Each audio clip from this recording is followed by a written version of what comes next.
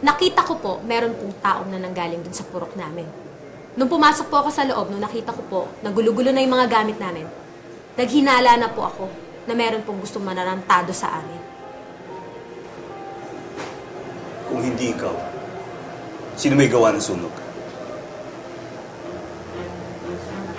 Sa tingin ko po, yung taong gustong-gusto po akong patayin noong pamilya. Si Scarlett po yun. Siya po yung nakita kong palapit dun sa selda namin. Gusto kong malaman sa lalong madaling panahon kung sino may kagagawa nito. Yes, sir. Umpisahan niyo na punta ng inyong babaeng bumubuga ng apoy. At huwag kayong pabubulag o papadala sa kaartehan ng babae yun. Sarap ba? Salamat, Scarlett.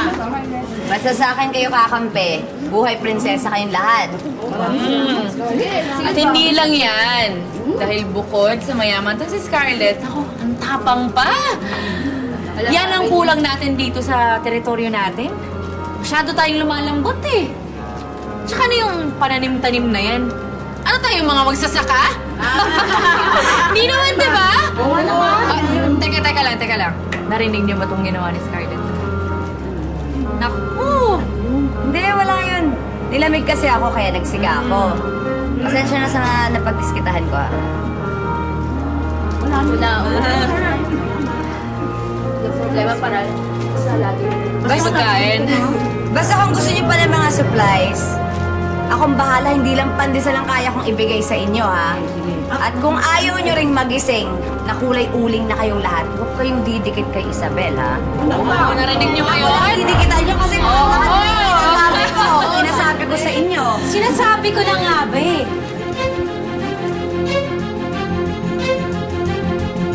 Ason! Hoy! Ano ba? Tama na!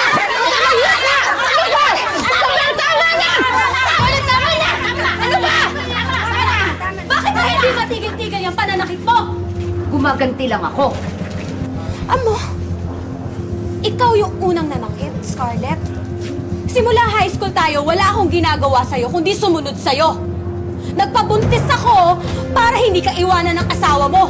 Naging mabuti ako sa'yo pero hindi mo ako inatratong tao. Dahil lahat ng sakin, sinusulot mo! Hindi totoo yan. Wala akong sinusunod sa'yo. Lahat na nga pinapaubaya ko. Lahat inaampin mo, Isabel.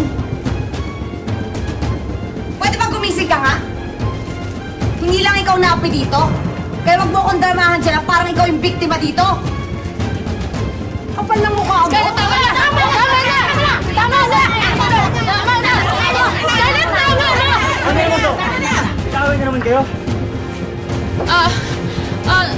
Sir David, din po kasi si Isabel po eh. Siya yung nagsimula ng away dito. Di ba mga friends? Oo, bigla na lang po siya na nabunot eh. Gumaganti lang po ako kasi po yan, babae niya na nanunog ng mga gamit ko. Isabel, hindi ko magagawa yun sa'yo. Takot ko lang sa'yo. Singaling ka talaga, sis. Tama yan! Singaling! Tama na yan! Alam mo, Isabel, ikaw ang pinagmumura ng mga away dito eh. Sumama nga sa amin. Sir, salamat ha. Kahit pa paano mapapanatag yung loob namin.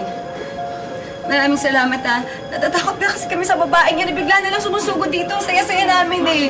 Napaka-warping talaga niya eh. Sir, kayo nang bahala sa kanya ha. Kaya, Okay ka lang ba? Sige lang po.